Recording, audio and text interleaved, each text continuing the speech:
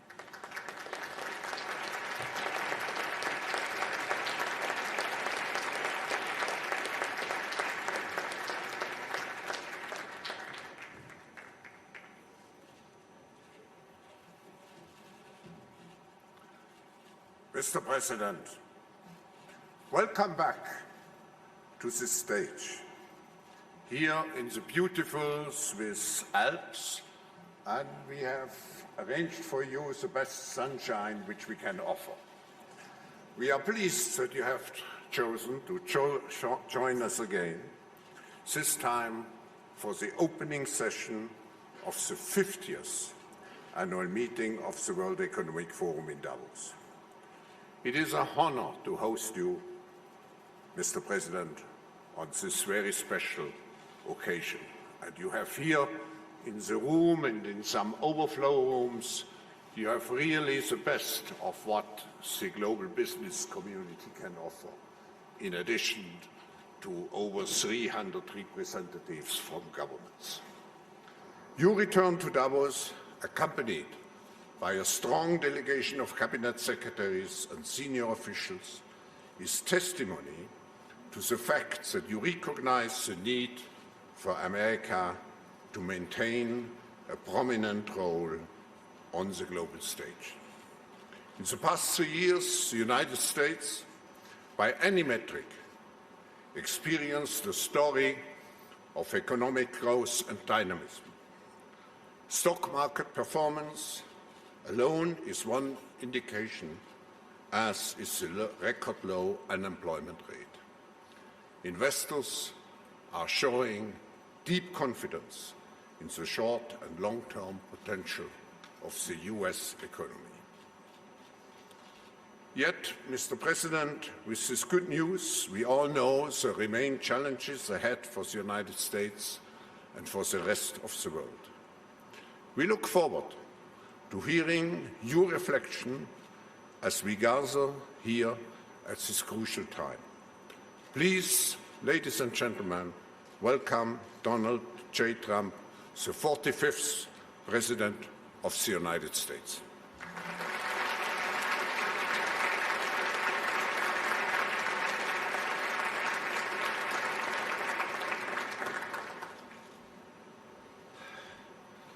Well, thank you very much, Klaus, and a very special congratulations on your 50th year hosting the annual meeting of the World Economic Forum, a truly amazing achievement.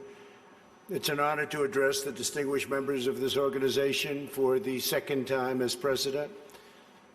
When I spoke at this forum 2 years ago, I told you that we had launched the Great American Comeback. Today, I'm proud to declare that the United States is in the midst of an economic boom, the likes of which the world has never seen before. We've regained our stride, rediscovered our spirit, and reawakened the powerful machinery of American enterprise. America is thriving, America is flourishing, and yes, America is winning again like never before.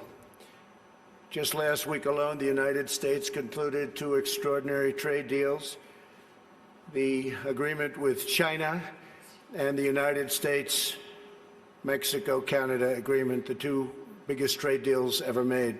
They just happened to get done in the same week. These agreements represent a new model of trade for the 21st century, agreements that are fair, reciprocal, and that prioritize the needs of workers and families.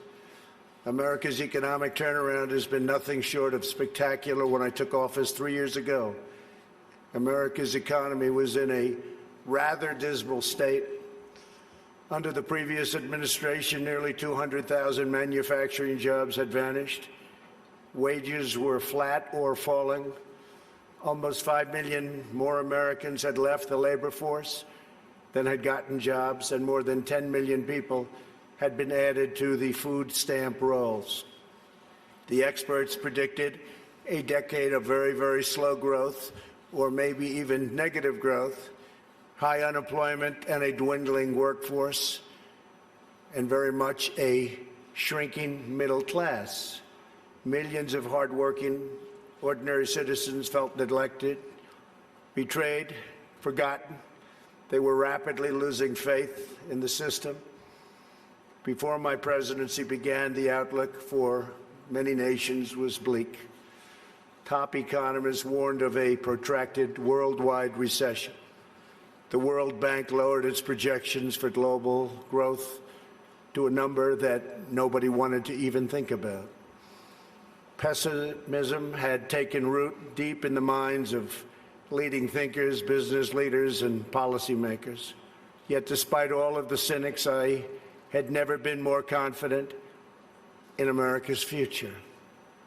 I knew we were on the verge of a profound economic resurgence if we did things right, one that would generate a historic wave of investment, wage growth, and job creation. I knew that if we unleashed the potential of our people, if we cut taxes, slashed regulations, and we did that at a level that's never been done before in the history of our country in a short period of time, fixed broken trade deals, and fully tapped American energy, that prosperity would come thundering back at a record speed. And that is exactly what we did, and that is exactly what happened. Since my election, America has gained over 7 million jobs, a number unthinkable. I wouldn't say it, I wouldn't talk about it, but that was a number that I had in mind. The projection was 2 million, we did 7. More than 3 times the government's own projections. The unemployment rate is now less than 3.5%, and at 3.5%, that's a number that is the lowest in more than 50 years. The average unemployment rate from my administration is the lowest for any U.S. president in recorded history. We started off with a reasonably high rate. For the first time in decades, we are no longer simply concentrating wealth in the hands of a few. We're concentrating and creating the most inclusive economy ever to exist. We are lifting up Americans of every race, color, religion, and creed. Unemployment rates among African Americans, Hispanic Americans, and Asian Americans have all reached record lows. African American youth unemployment has reached the lowest it's ever been in the history of our country. African American poverty has plummeted to the lowest rate ever recorded. The unemployment rate for women reached the lowest level since 1953, and women now comprise a majority of the American workforce. That's for the first time. The unemployment rate for veterans has dropped to a record low. The unemployment rate for disabled Americans has reached an all-time record low. Workers without a high school diploma have achieved the lowest unemployment rate recorded in U.S. history. Wages are rising across the board, and those at the bottom of the income ladder are enjoying the percentage by far largest gains. Workers' wages are now growing faster than management wages. Earnings growth for the bottom 10% is outpacing the top 10%, something that has not happened. Paychecks for high school graduates are rising faster than for college graduates. Young Americans just entering the workforce are also sharing in America's extraordinary prosperity. Since I took office, more than 2 million millennials have gotten jobs, and their wages have grown by nearly 5% annually, a number that was unthinkable. Nobody would have ever thought it was possible 3 years ago. A record number of Americans between the ages of 25 and 34 are now working. In the 8 years before I took office, over 300,000 working-age people left the workforce. In just 3 years in my administration, 3.5 million people have joined the workforce. 10 million people have been lifted off welfare in less than 3 years.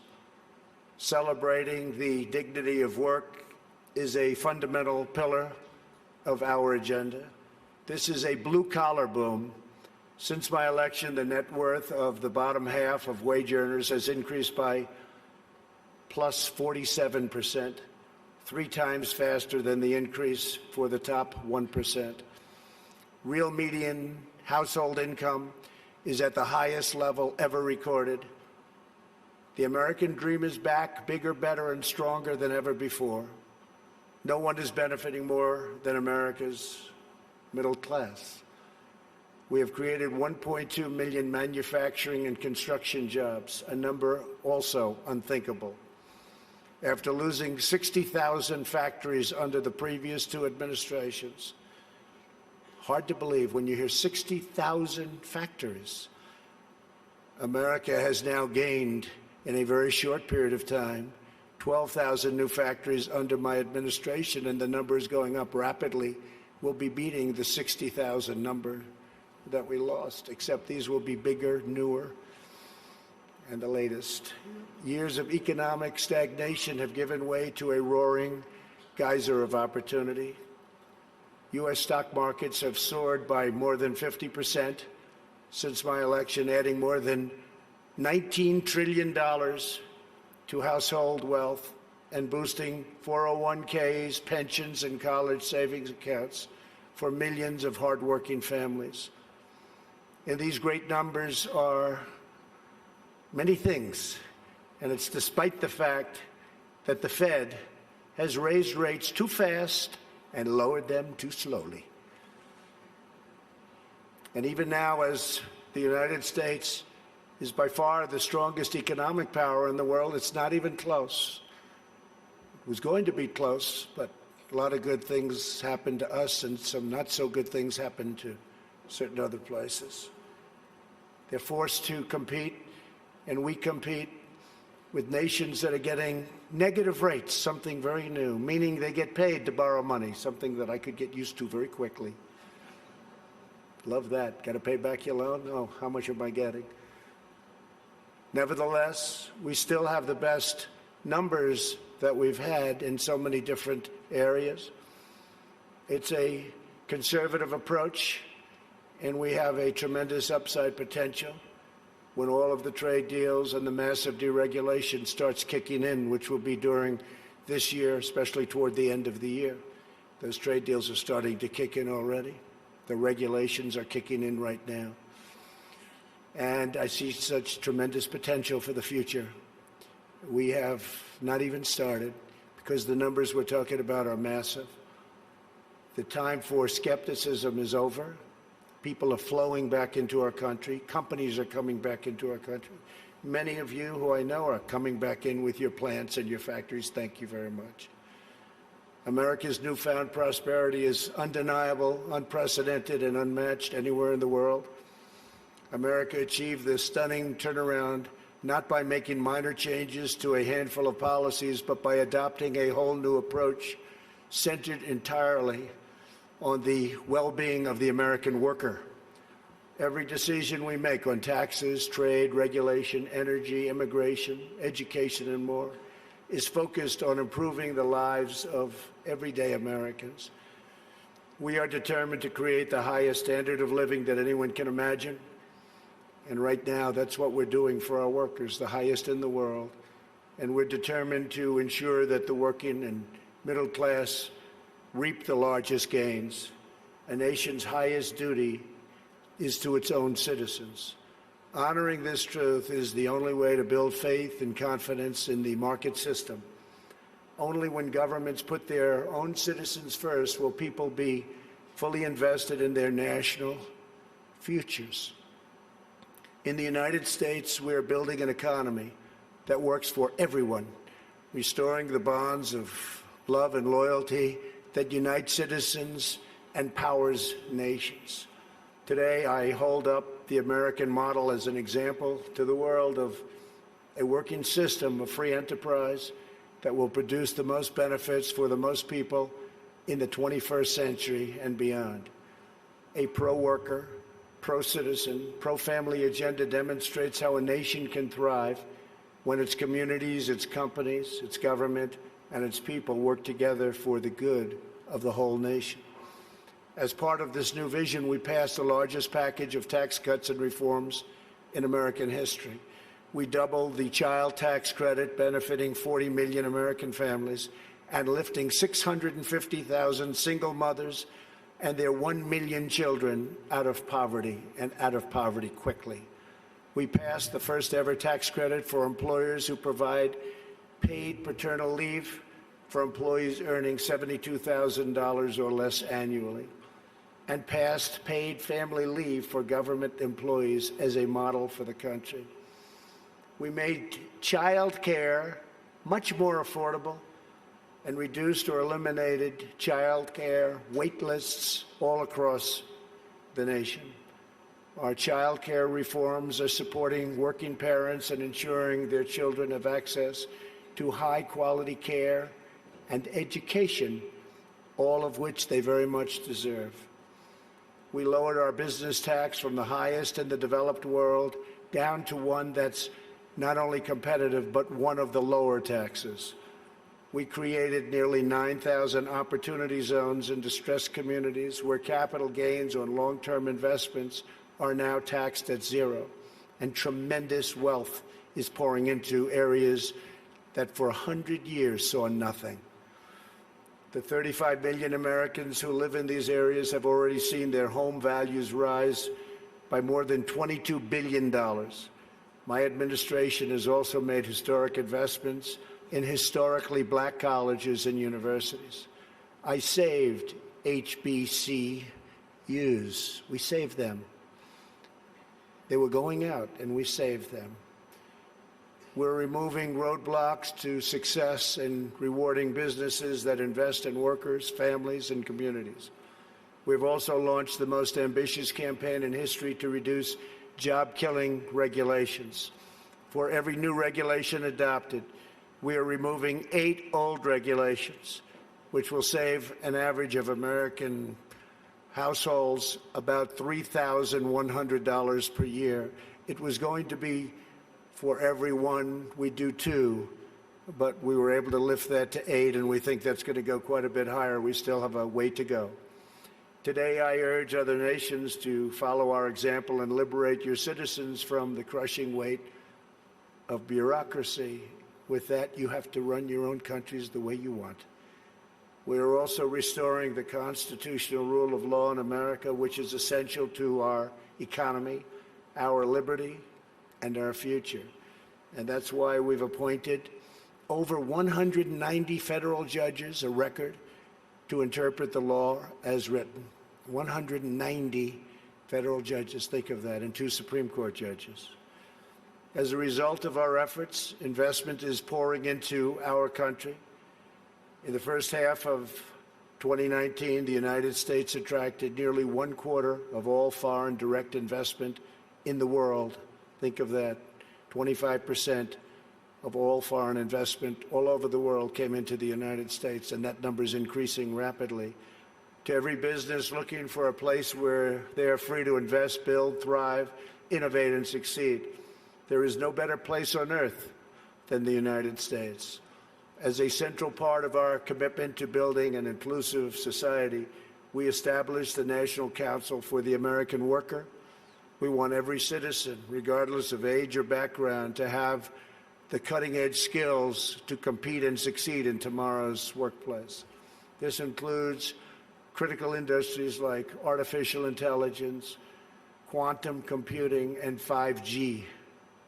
Under Ivanka's leadership, who's with us today, our pledge to America's workers has become a full-blown national movement with over 400 companies committing to provide new job and training opportunities to already very close to 15 million American students and workers. 15 million.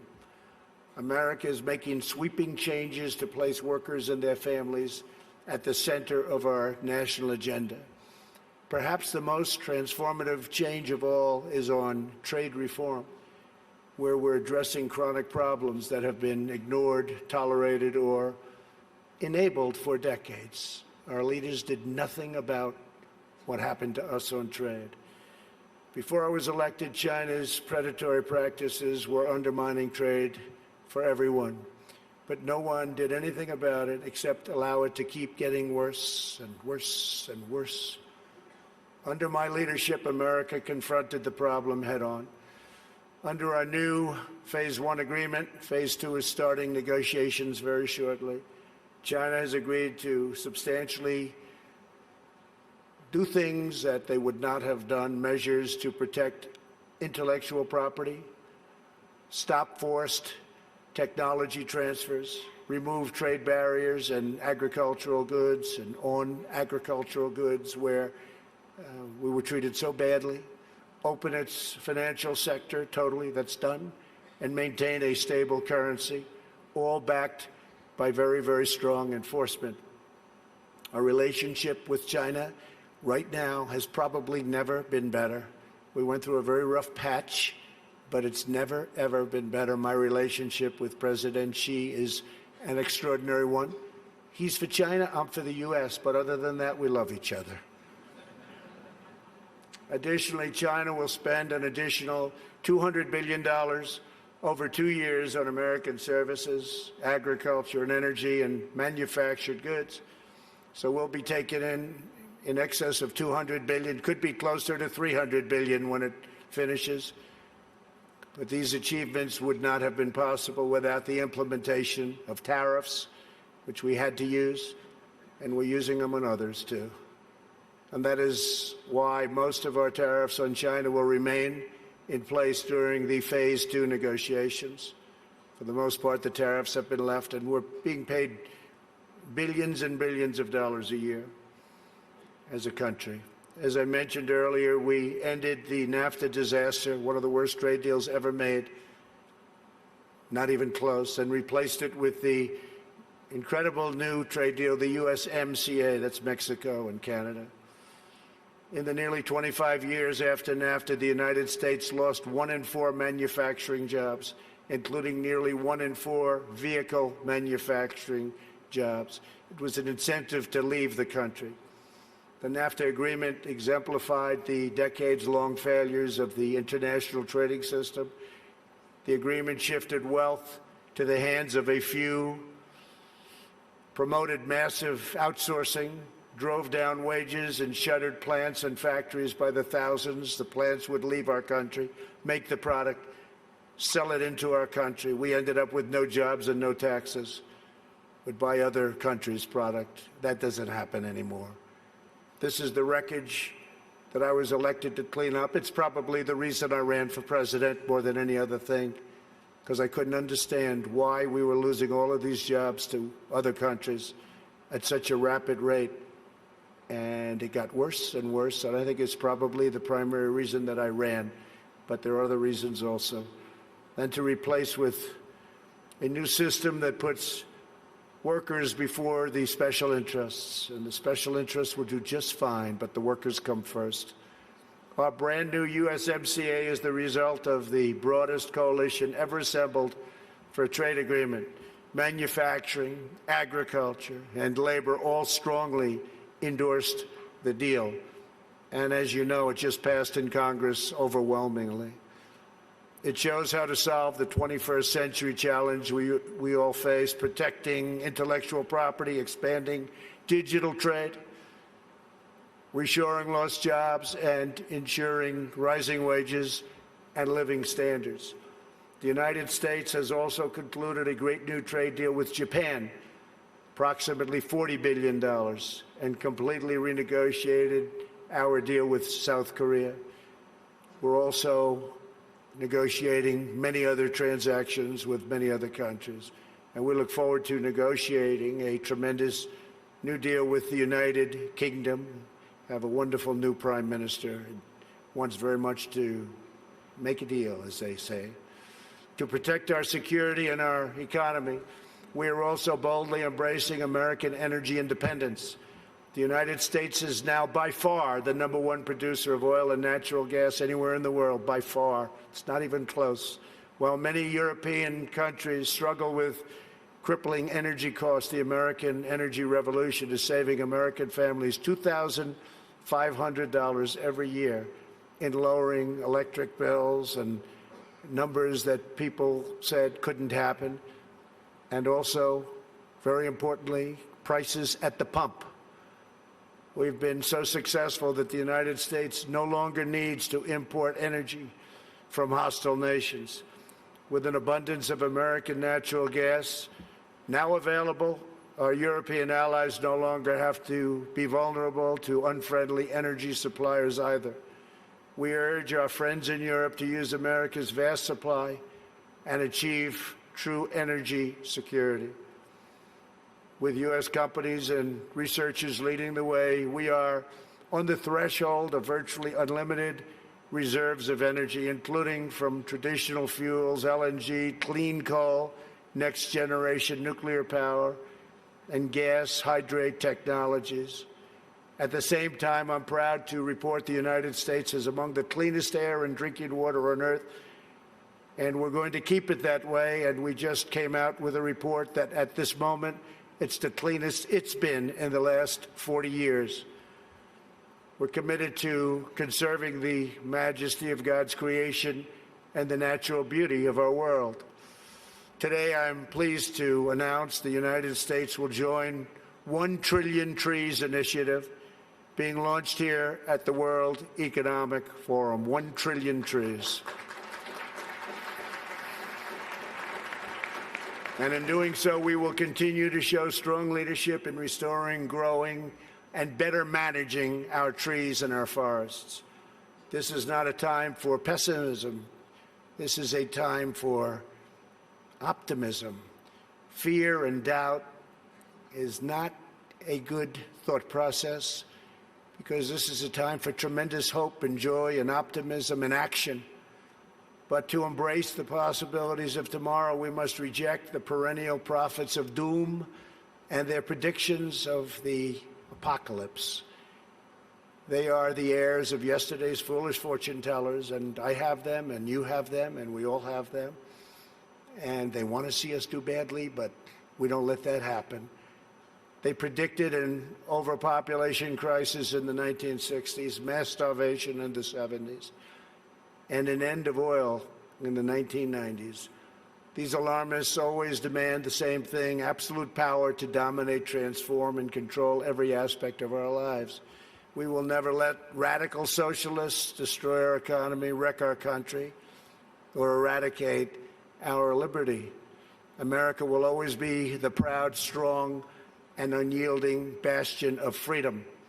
In America, we understand what the pessimists refuse to see: that a growing and vibrant market economy focused on the future lifts the human spirit and excites creativity strong enough to overcome any challenge by far. The great scientific breakthroughs of the 20th century, from penicillin to high-yield wheat to modern transportation and breakthrough vaccines, have lifted living standards and saved billions of lives around the world, and we're continuing to work on things that you'll be hearing about in the near future, that even today, sitting here right now, you wouldn't believe it's possible that we have found the answers. You'll be hearing about it, but we have found answers to things that people said would not be possible, certainly not in a very short period of time. But the wonders of the last century will pale in comparison to what today's young innovators will achieve, because they are doing things that nobody thought even feasible to begin. We continue to embrace technology, not to shun it. When people are free to innovate, millions will live longer, happier, healthier lives. For 3 years now, America has shown the world that the path to a prosperous future begins with putting workers first, choosing growth, and freeing entrepreneurs to bring their dreams to life. For anyone who doubts what is possible in the future, we need only look at the towering achievements of the past. Only a few hundred miles from here are some of the great cities of Europe, teeming centers of commerce and culture. Each of them is full of reminders of what human drive and imagination can achieve. Centuries ago, at the time of the Renaissance, skilled craftsmen and laborers looked upwards and built the structures that still touch the human heart. To this day, some of the greatest structures in the world have been built hundreds of years ago. In Italy, the citizens once started construction on what would be a 140-year project the Duomo of Florence, incredible place. While the technology did not yet exist to complete their design, city fathers forged ahead anyway, certain that they would figure it out someday. These citizens of Florence did not accept limits to their high aspirations. And so the great dome was finally built.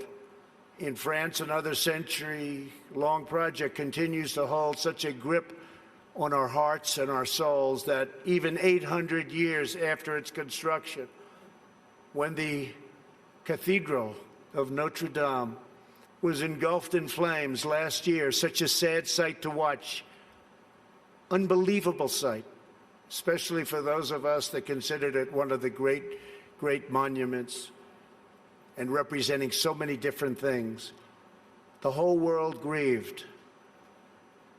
Through her sanctuary now stands scorched and charred, and a sight that's hard to believe. When you got used to it, to look at it now, hard to believe. But we know that Notre Dame will be restored magnificently. The great bells will once again ring out for all to hear, giving glory to God and filling millions with wonder and awe. The cathedrals of Europe teach us to pursue big dreams, daring adventures, and unbridled ambitions. They urge us to consider not only what we build today, but what we will endure long after we are gone. They testify to the power of ordinary people to realize extraordinary achievements when united by a grand and noble purpose. So together we must go forward with confidence, determination, and vision. We must not be timid or meek or fearful, but instead we must boldly seize the day and embrace the moment. We have so many great leaders in this room, not only business leaders, but leaders of nations. And some are doing such a fantastic job. We work together very closely. We will draw strength from the glories of the past, and we will make greatness our common mission for the future. Together we will make our nations stronger, our countries safer, our culture richer, our people freer, and the world more beautiful than ever before. Above all else, we will forever be loyal to our workers, our citizens, and our families, the men and women who are the backbone of our economies, the heart of our communities, and the soul of our countries. Let us bring light to their lives one by one and empower them to light up the world. Thank you very much. God bless you. God bless your countries, and God bless America. Thank you. Thank you very much.